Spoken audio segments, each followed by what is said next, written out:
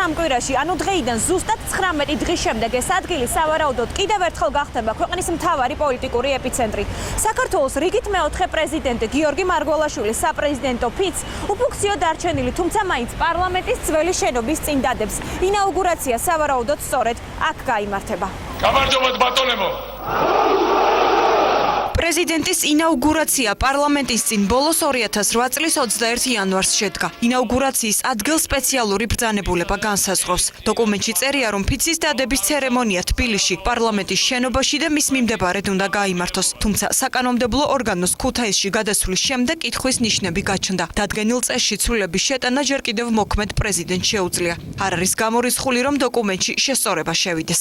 დიდი მადლობა მინდა უთხრა თითოეულ საქართველოს მოქალაქეს. ინაუგურაციისთვის ემზადება, თუმცა უკვე იცის, რომ ღონისძიება პომპეზური არ იქნება. დანარჩენ დეტალებზე სპეციალურად შექმნილი კომისია იზრუნებს. ამაში მე მაინც და მაინც აქტიურად ჩართული არა ვარ ამ ღონისძიების მოწყობაში, ეს იქნება ის რაც უნდა იყოს ყოველგვარი დიდი პომპეზურობის გარეშე. ბრძანებულებიდან გამომდინარე მარგველაშვილს გარკვეული პროტოკოლის დაცვა მოუწევს. დოკუმენტში წერია, რომ ინაუგურაციის დღეს პრეზიდენტი მთაწმინდის მწერალთა და საზოგადო მოღვაწეთა პანთეონში გვირგვინით ამკობს ილია ჭავჭავაძის საფლავს. რაც შეეხება უშუალოდ ფიცის დადების ცერემონიას, არჩეული პრეზიდენტები კანონით განსაზღვრულ დეტალებს აქაც იცავენ. ფიცავ, ღვთისა და ერის წინაშე. საპატიო ყარაული პარლამენტის ჭიშკარს აღებს და საქართველოს პრეზიდენტი, მეუღლე და კათოლიკოს პატრიარქი ტრიბუნასთან განლაგებულ სავარძლებში ადგილებს იკავებენ. ამის შემდეგ საკონსტიტუციო სასამართლოს თავმჯდომარე პრეზიდენტს ფიცის დასადებად იწვევს. მარჯვენა ხელი კონსტიტუციაზე და პრეზიდენტი ფიცდებს. შემდეგ სრულდება სახელმწიფო ჰიმნი. მე საქართველოს პრეზიდენტი ღვთისა და ერის წინაშე ვაცხადებ. ინაუგურაციის ცერემონიის ერთ-ერთი მთავარი კომპონენტი საჯარისო ნაწილებია. მართალია ახალი კონსტიტუციით პრეზიდენტის უფლებამოსილება შეიზღუდა, მაგრამ ის მაინც ქვეყნის უმაღლეს მთავარ სარდლად რჩება. ეს ბრძანებულებით განსაზღვრული დეტალებია, თუმცა როგორ დაიგეგმება 17 ნოემბერი. გიორგი მარგველაშვილის ინაუგურაციის საორგანიზაციო საკითხებზე შექმნილი სპეციალური კომისია პირველად ხვალ შეიკრიბება. მოსამზადებლად დრო ჯერ კიდევ აქვთ. ჯერჯერობით არ შეკრებილა კომისია, რომელიც ამ საკითხზე იმსჯელებს, შესაბამისად არ არის დაგზავნილი მოსაწვევები. ეს ყველაფერი გადაწყდება ერთობლივი კონსულტაციების შედეგად და შემდეგ დაიგზავნება მოსაწვევები. ნამდვილად არ არის ალბათ საჭირო დღევანდელი დუქჭირი ცხოვრების დროს აღავს რაიმე პომპეზური ღონისძიებები ჩატარება, პომპეზური ინაუგურაცია ჩატარება, მაგრამ ის ღონისძიება რა ღონისძიებაც უნდა გახორციელდეს კანონით გათვალისწინებული გაწერილი, რომელიც არის კანონმდებლობიდან გამომდინარე, რა თქმა უნდა, სრული დაცვით მოხდება მისი ჩატარება. მოქმედ პრეზიდენტს მიხეილ სააკაშვილს უფლებამოსილება ინაუგურაციის დასრულებისთანავე უწყდება. კონსტიტუციის მიხედვით მოსახლეობა პრეზიდენტს 5 წლის ვადით ირჩევს. ჩვენ გვაქვს სერიოზული სამუშაო იმისთვის, რომ საზოგადოებამ ბოლომდე თავის ხელში აიღოს მართვის ბერკეტები და სხვათა შორის საპრეზიდენტო უფლებამოსილება ამის შესაძლებლობას იძლევა. ჩვენ გვაქვს დაბალანსებული სისტემა, დაბალანსებული კონსტიტუცია, ის რომ პრეზიდენტი არის ბევრად უფრო აღარ არის აღმასრულებელი ხელისუფლების პირდაპირ მფლობელი, ეს ძალიან კარგია, იმიტომ რომ გადანაწილებულია ფუნქციები.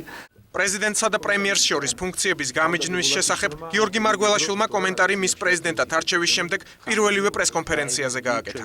საკონსტიტუციო ცვლილებები ბოლო 3 წლის განმავლობაში რამდენჯერმე განხორციელდა. 2013 წლის აგვისტოში კი საბოლოო სახე მიიღო და ასე ჩამოყალიბდა. პრეზიდენტი რჩება მხოლოდ ქვეყნის მეთაურად, სამხედრო ძალების მთავარსარდლად და საგარეო ურთიერთობებში წარმომადგენლად. პრეზიდენტი წარადგენს და ნიშნავს პრემიერ-მინისტრს, თუმცა მისი დანიშვნის შესახებ სამართლებრივი აქტის არ გამოცემის შემთხვევაში პრემიერი ავტომატურად მაინც ჩაითვლება დანიშნულად. პრეზიდენტს ჩამოერთვა საკანონმდებლო ინიციატივის და პარლამენტში კანონპროექტის რიგგარეშე განხილვის, ასევე საკუთარი ინიციატივით პარლამენტის რიგგარეშე სხდომის ან სესიის მოწვევის უფლება. პრეზიდენტი რიგგარეშე სხდომას იწვევს მხოლოდ იმ შემთხვევაში, თუ მას ასეთი მოთხოვნით პარლამენტის თავმჯდომარე დეპუტატი და 1/4-დან მთავრობა მიმართავს. პრეზიდენტი თუ მათ მოთხოვნას არ დააკმაყოფილებს, მოთხოვნის მიღებიდან 48 საათში პარლამენტი მაინც იკრიბება. TV3-თან საუბარში საზოგადოებრივი საკონსტიტუციო საბჭოს წევრი ვახტანგ ძაბირაძე აცხადებს, რომ კონსტიტუციის მოქმედი რედაქციით პრეზიდენტს მხოლოდ არბიტრის როლი აქვს. დღეს პრეზიდენტ საკუთარი ინიციატივით არც საგარეო პოლიტიკაში, არც ქვეყნის საშინაო პოლიტიკაში უკვე დამოუკიდებლად მოქმედების საშუალება არ აქვს. მიუხედავად იმისა, რომ ირჩება ქვეყნის მეთაური. მიუხედავად ამისა, მან უნდა შეათანხმოს ეს მთავრობასთან, კონტრასიგნაციის წესი შემოდის და მხოლოდ გარკვეული მცირე გამონაკლისები, როგორც არის საპარლამენტო არჩევნების დანიშვნა, როგორც არის იუსტიციის საბჭო, მარეგულირება, რაღაც აი ამ ნაწილებში რჩება მარტო დისკრეციული უფლება. კონსტიტუციონალისტი ავთანდილ დემეტრაშვილი ფიქრობს, რომ რიგი უფლებამოსილებების პრემიერ-მინისტრისთვის გადაცემის მიუხედავად პრეზიდენტის ფუნქცია არ შესუსტებულა. სწორედ დემეტრაშვილი ხელმძღვანელობდა სახელმწიფო საკონსტიტუციო კომისიას, რომლის მიერ შემუშავებული ცვლილებებით პრეზიდენტის უფლებამოსილება მნიშვნელოვნად შეიზღუდა. არის მოსაზრება, რომ ეს არის მხოლოდ ცერემონიალური ინსტიტუტი, მისი დატვირთვა იქნება ლენტების ჭრა და რაღაცა ესეთი ცერემონიების გამართვა. მე ამ მოსაზრებას არ ვიზიარებ. მე ვთვლი, რომ კონსტიტუცია ადგენს ისეთ როლს ახალი პრეზიდენტისათვის, რომელიც შეიძლება იყოს ძალიან აქტიური ფიგურა სახელმწიფო სტრუქტურაში. მას აქვს შესაძლებლობა ზეგავლენა მოახდინოს ყველა განშტოების საქმიანობაზე. საქართველოს კონსტიტუციის ერთ-ერთი ავტორი, საპარლამენტო უმრავლესობის წევრი ვახტანგ ხმალაძე კონსტიტუციაში განხორციელებულ ცვლილებებს საპრეზიდენტო, სამთავრობო და საპარლამენტო ინსტიტუტებს შორის ფუნქციების დაბალანსებით ხსნის. კვლავ მხოლოდ პრეზიდენტი იქნება ის პირი, ვისაც პარლამენტისთვის ექნება უზენაეს სასამართლოს წევრების კანდიდატურების წარდგენის უფლება. შემდგომ პარლამენტმა უნდა აირჩიოს. პრეზიდენტს კვლავ რჩება საკონსტიტუციო სასამართლოს 3 წევრის დანიშვნის უფლება, ანუ 1/3-ისა. ასევე პრეზიდენტს კვლავ ექნება მარეგულირებელი კომისიების წევრების დანიშვნის უფლება. ასე რომ პრეზიდენტის უფლებები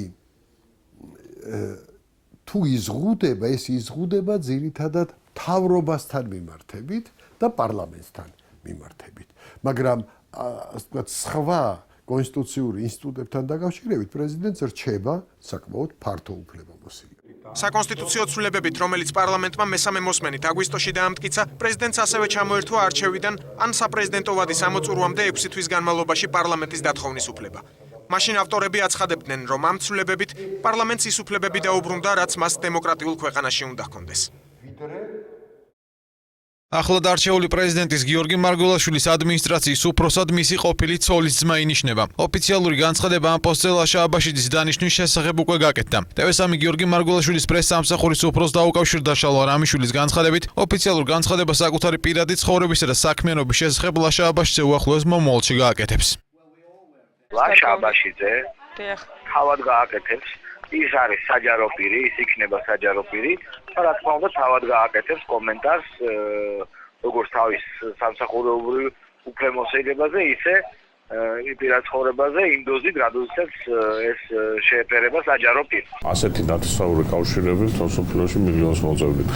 ნათესაური კავშირები ის რაც არის განსაზღვრული ზოგადად კანონმდებლობაში, ამის იქით ახლა მასე ნებისმიერი ნათესაური კავშირი განსაკუთრებით პატარა ქვეყანაში შეიძლება მონახოთ.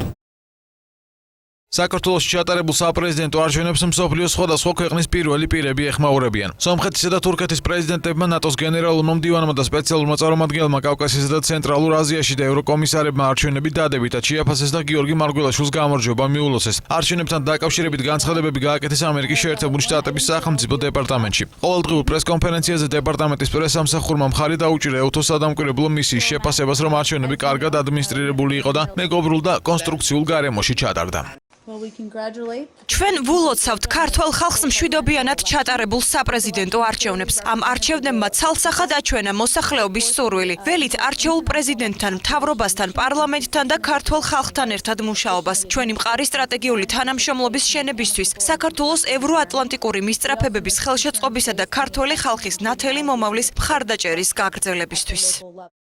ნატოს გენერალური მდივნის მილოცვა კი ორგანიზაციის ოფიციალურ ვებგვერდზე გავრცელდა. ანდერს ბოგ რასმუსენმა გიორგი მარგველაშვილს წარმატება უსურვა და მასთან თანამშრომლობის მზადყოფნა გამოთქვა. მილოცვის ტექსტი კავკასიასა და ცენტრალურ აზიაში ნატოს გენერალური მდივნის სპეციალურმა წარმომადგენელმაც გავრცელა. როგორც ჯეიმს აპატურაიმ Facebook-ის ოფიციალურ გვერდზე აღნიშნა, საქართველოში სამართლიანი, ნამდვილი დემოკრატიის ღირსი და კარგად ორგანიზებული არჩევნები ჩატარდა. ვულოცავ ქართველ ხალხს გამჭვირვალე და მშვიდობიანი საპრეზიდენტო არჩევნების ჩატარება, სადაც გამოხატვის გადაადგილებისა და შეკრების ფუნდამენტური უფლებები უზრუნველყოფილი იყო. ამ არჩევნებით საქართველოს დემოკრატიის კიდევ ერთი გამოცდა ჩააბარა და კონკრეტული ნაბიჯი გადადგა ევროატლანტიკური სტანდარტებისკენ. მე მოვუწოდებ ყველა პოლიტიკურ ძალას ქვეყანაში გააგრძელონ ერთად მუშაობა საქართველოს ამბიციური რეფორმის მიღწევაში. მილოცვა გიორგი მარგველაშვილმა ევროკავშირის გაფართოებისა და სამეზობლო პოლიტიკის საკითხებში ევროკომისარ შტეფან ფულესა და საგარეო ურთიერთობებისა და უსაფრთხოების საკითხებში უმაღლეს წარმომადგენელ კეთრინ ეშტონისგანაც მიიღო. განცხადება ევროკავშირის ოფიციალურ ვებგვერდზე გავრცელდა. შტეფან ფულე და კეთრინ ეშტონი მოუწოდებენ გიორგი მარგველაშვილს თვითანამშრომლოს პრემიერ-მინისტრთან, მთავრობასთან, პარლამენტთან, მათ შორის ოპოზიციის ჩათვლით, სამოქალაქო საზოგადოებასთან საქართველოს ამბიციური პროგრამის რეფორმებისა და ინსტიტუტების განვითარებისთვის. ჩვენ ვულოცავთ ახლად არჩეულ პრეზიდენტს გიორგი მარგველაშვილს კვირას ჩატარებულ არჩევნებში გამარჯვებას. ვულოცავთ აგრეთვე ქართველ ხალხს მათი ქვეყნის ძლიერი დემოკრატიის ხარისხის დემონსტრირებას. მისალოცი გზავნილი მარგველაშვილმა სომხეთისა და თურქეთის პრეზიდენტებისგანაც მიიღო. მეზობელი ქვეყნების პირველმა პირებმა ახლად არჩეულ პრეზიდენტს წარმატებები უსურვეს. საქართველოში ჩატარებულ საპრეზიდენტო არჩევნებში კოალიცია ქართული ოცნების კანდიდატმა გიორგი მარგველაშვილმა გაიმარჯვა. ცესკოს პირველადი მონაცემებით მარგველაშვილს ხმამორჩეველთა 62%-ზე მეტმა მისცა. კადრები ნახე, ჩემი შვილი არ არის. კამერა რაც კი მანახეს, თავიდან პირველი შესვლიდან ჩემს შვილს მე ვერ ხედა. ქუთაისის ციხეში გარდაცვლილი გოგა ძველაიას მამამ სათვალთვალო კამერებით გადაღებულ ვიდეო ფირებში შვილი ვერ ამოიცნო. თენგიზ ძველაიამ საშილახსრულების სამინისტრო პროტესტის ნიშნად დატოვა. სამინისტროში მას 128 საათიანი ვიდეო ჩანაწერი აჩვენეს, რომელიც არასრულწლოვანი პატიმრის ქუთაისის ციხეში შეყვანას და საკნიდან მის გამოსვენებას ასახავს. ერთი პატარა მონუმენტი ჩვეულებრივი ფრაგმენტი მანახეთ, რომ ჩემი შვილი რო არის, რომ მე დავაფიქსირო მეთქი. დასაცმელი აცვია ეს. მოდი გეიხა ჩაის შენ და ჯენი მომეცმი. ან თქვენ ფიქრობთ რომ შეიძლება სხვა არის ამ ფილმზე? ასიანი სხვა არის. გარდაცვლილი პატიმრის მამა საშილახსრულების სამინისტროში ოჯახის ადვოკატთან და მის მიერ მიწვეულ ექსპერტთან ერთად მივიდა. ვიდეო მასალის ჩვენებას ახალგაზრდა იურისტთა ასოციაციის წარმომადგენელიც დაესწრო. მას შემდეგ რაც თენგიზ ძველაიამ სამინისტრო პროტესტის ნიშნად დატოვა, საშილახსრულების მინისტრმა ჟურნალისტებს ჩანაწერების ნახვის შესაძლებლობა კამერების გარეშე მისცა. სოზარ სუბარი მზადაა ფირი გამოსაკვლევად ოჯახის მიერ დასახელებულ ნებისმიერ მათ შორის საერთაშორისო ექსპერტებს გადასცეს. მამამ პირველი წამიდანვე გამოჩნდა თუ არა განცხადებით დაიწყო რომ ეს მისი შვილი არ არის, მაშინ როცა შემდეგ კამერებში განსაკუთრებით უკეთესად ჩანდა, ბიძები ამბობდნენ რომ ეს ის არის, მაგრამ ეხა მამასთან კამათი მაინც და მაინც მათაც არ სიამოვნებათ ექსპერტიზისთვის. ამის დადგენა არის 5 წუთის საქმე. როგორ წარმოგიდგენიათ, მინისტრი, საშილახსრულების დეპარტამენტი, გამოძიემძიებელი მოიტანენ არასწორ კადრს და აჩვენებენ, ეს ნიშნავს, რომ საერთოდ დამთავრებულია ჩვენი ყველანაირი პოლიტიკური კარიერა. ძველაიების ოჯახისაგან განსხვავებულია მათივე ადვოკატის განცხადება. ლედი ტუკვაძე ამტკიცებს, რომ ფირებში გოგა ძველაია ამოიცნო. ჩანაწერს ოფიციალურად სამხარაულის ექსპერტიზის ბიურო შეისწავლის. თუმცა ადვოკატი ალტერნატიული ექსპერტიზის ჩატარებასაც აპირებს. მას შემდეგ რაც პოზიციებს გარდაცვლილის ოჯახთან შეათანხმებს. ვიცი, ჩემთვისაც ცნობილია, რომ ბატონ თენგიზ გუნავამ შესთავაზა მას ფინანსური დახმარება და ოჯახმაც მადლიერება გამოხატა მის შესახებ. ალბათ მიიღებს მათ უთხრეს, რომ ნებისმიერ სიტუაციაში დააფინანსებენ ექსპერტიზას, თუნდაც საჭირო გახდეს უცხოელი სპეციალისტების მოწვევა. ვიდეო მასალაში საეჭვო ვერაფერი დაინახა საიას წარმომადგენელმა. ფირების მონტაჟს გამორიცხავს ექსპერტიც. ის რაც ვნახე, იყო უწყვეტი კადრი და რაიმე საეჭვო შესვლა კამერაში ვინმეს გამოსვლა არ შეგვინიშნავს. სრული მოცულობა 128 საათია, რა თქმა უნდა 20 საათში მას ვერ ნახავთ. ნანახი მასალებიდან არანაირი, ასე ვთქვათ, საეჭვო არ იკვეთება. ბიძებმა განაცხადეს, რომ ისინი დაახლოებით 16 წლის განმავლობაში ორჯერ ნახეს ეს ბავშვი და მთლად ჩამოყალიბებულები არ იყვნენ ისინიც. იყო თუ არა ეს ადამიანი ის ბავშვი, რაღაც მომენტში თქვეს რომ იყო, რაღაც მომენტში უარ იყო ეს. ანუ ეჭვი არის. საბოლოოდ არ უთქვიათ რომ ნამდვილად ეს პიროვნება იყო. ვიდეო მასალა 5 სათვალთვალო კამერითაა გადაღებული და სულ 128 საათიანია. ერთ-ერთი ფირი იმ კამერიდან ამოიღეს, რომელიც უშუალოდ ძველაიას საკანს უყურებდა. არასრულწლოვანი მას მხოლოდ ერთხელ 17 წუთით ტოვებს, როდესაც სასეირნოდ გაიყვანეს. კამერა საკანში ძველაიას დაბრუნებასაც აფიქსირებს. ამავე ფირზეა დაფიქსირებული ციხის თანამშრომლის რეაქცია, რომელმაც საღამოს შემოვლისას საკანში ჩამომხრჩვალი პატიმარი აღმოაჩინა. ქუთაისის ციხეში გოგა ძველაიას გარდაცვალების საქმეზე მთავარ პროკურატურაში გამოძიება თვითმკვლელობის მუხლით მიმდინარეობს. რუსული სატელეკომუნიკაციო კომპანია MTS-ი პრემიერ ბიძინა ივანიშვილის განცხადებას ექსკლუზიურად TV3-ისთვის გამოგზავნილ წერილში პასუხობს. საქართველოს პრემიერმა გუშინდელ პრესკონფერენციაზე საჯაროდ განაცხადა, რომ მთავრობამ შესაძლოა რუსულ სატელეკომუნიკაციო გიგანტს უჩივლოს. მიზეზად ის ფაქტი დაასახელა, რომ რუსულ MTS-ში ჩართული ტელეფონები საოკუპაციო ზოლიდან 200 მეტრით დაშორებულ რეგიონებს რუსეთის ფედერაციის ტერიტორია დაფიქსირებს. MTS-ი საკუთარი განცხადებით კატეგორიულად უარყოფს, რომ ისინი სადგურებს აფხაზეთისა და სამხრეთ ოსეთის ტერიტორიაზე ფლობენ. საქართველოს მხრიდან შესაძლო ჩივილზე კი კომენტარს არ აკეთებენ. საქართველოს საგარეო საქმეთა და რეინტეგრაციის სამინისტროებში ამბობენ, რომ საქმის შესწავლა დაწყებულია. პაატა ზაქარეიშვილის თქმით, ყოფილი ხელისუფლებისგან განსხვავებით, ამჟამინდელი მთავრობა რუსული კომპანიების მსგავს ქმედებებს საკადრის პასუხს გასცემს. ყველა ეს კომპანია, რომელიც ასე თავხედურად უტიფრად იქცეოდა საქართველოს ტერიტორიაზე და ძველი ხელისუფლების წინააღმდეგ მხოლოდ ლაპარაკობდა და არაფერს არ აკეთებდა, ჩვენ გვინდა რომ უკვე დავიწყოთ საქმიანობა იმართულები და ყველა კომპანიას კონდეს განცდა იმისა, რომ მათი ესეთი საქმიანობა უპასუხოდ არ დარჩება. ჩვენ აუცილებლად ამას სამართლებრივ კონტექსტში გამიხილავთ, აუცილებლად საქართველოს ხელისუფლების შესაბამისი უწყებების მხრიდან იქნება მიღებული შესაბამისი ზომები. პრემიერ-მინისტრის პირადი წარმომადგენელი რუსეთთან ურთიერთობის საკითხებში კი აცხადებს, რომ კონკრეტული შეფასებები მხოლოდ საკითხის დეტალურად შესწავლის შემდეგ გაკეთდება. ნახოთ, ესე იგი, რასთან გვაქვს ჩვენ რეალურად საქმე, ეს ცალკეული კომპანიის, ასე ვთქვათ, რაღაცა ინიციატივა, ამაში თუ რაღაც ნაწილი, ასე ვთქვათ, რაღაცა პოლიტიკის, მე ვფიქრობ, რომ ეს მაინც რაღაცა კომპანიასთან და რაღაც კერძო ინიციატივასთან გვაქვს ჩვენ საქმე.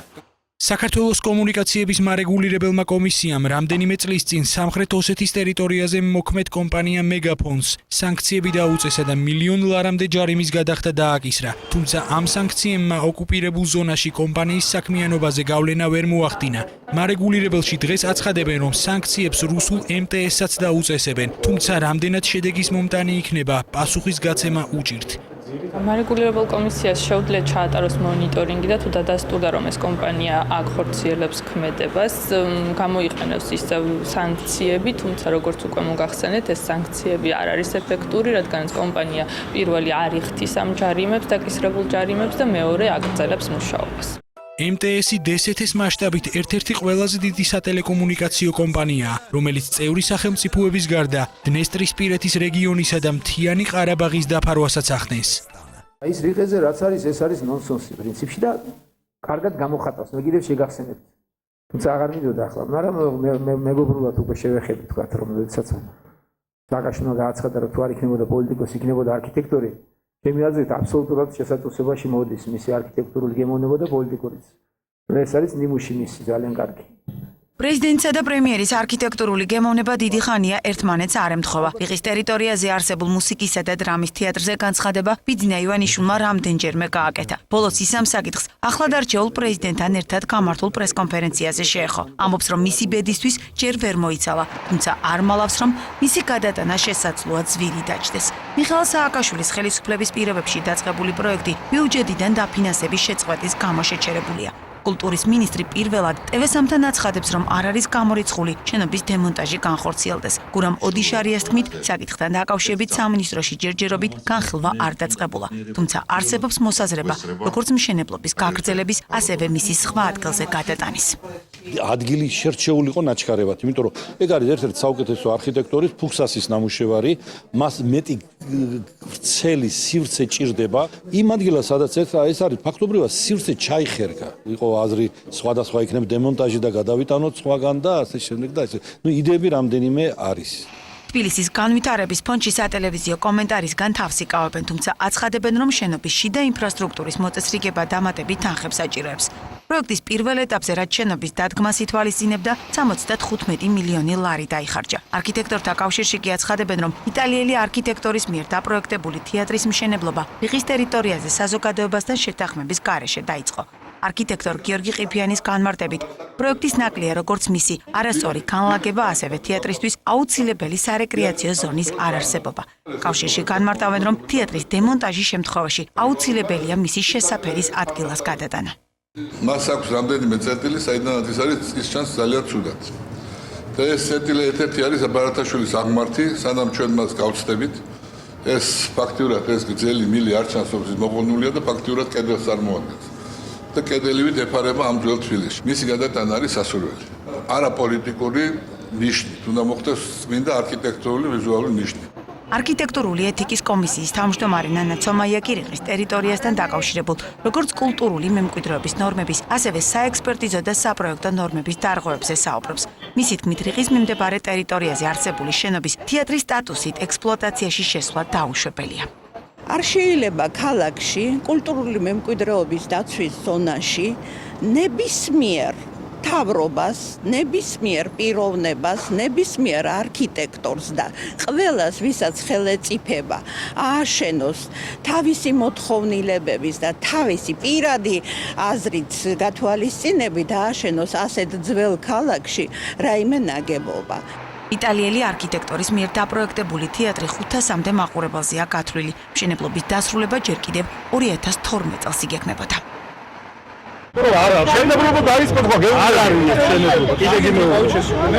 ყოფილი ფსიქიატრიული საავადმყოფოს ტერიტორიაზე ცათამბჯენების მშენებლობას ასათიანის ქუჩაზე მოსახლეობის მორიგი პროტესტი მოჰყვა. ამჯერად უკმაყოფილების მიზეზი სამშენებლო სამუშაოების დაწყება. ადგილობრივები მიიჩნევენ, რომ მშენებლობა უკანონოა და მწვანე საფარის გაჩეხვა არ უნდა ხდებოდეს. მათ პოზიციას იზიარებენ გარემოს დამცველებიც. ჩვენ მოუწოდებთ ახალგაზრდებს, რა თქმა უნდა, ძველისთან დაკავშირებით ჩვენ პოზიცია გასაგებია, ეს მათი დადაშაულია, რომ რეალური გამოძიება დაიწყონ და მანამდე ყადაღა დაადონ ამ ტერიტორიას, სადაც თბილისელების უმნიშვნელოვანესი ეკონომიკური თვალსაზრისით და რეკრეაციულ თვალსაზრისით ბაღი იქნეს შენარჩუნებული და აკვეთილი იქნეს ყოველგვარი მისი ხელყოფის ხელოვები, სანამ გამოძიება არ იქნება დამთავრებული.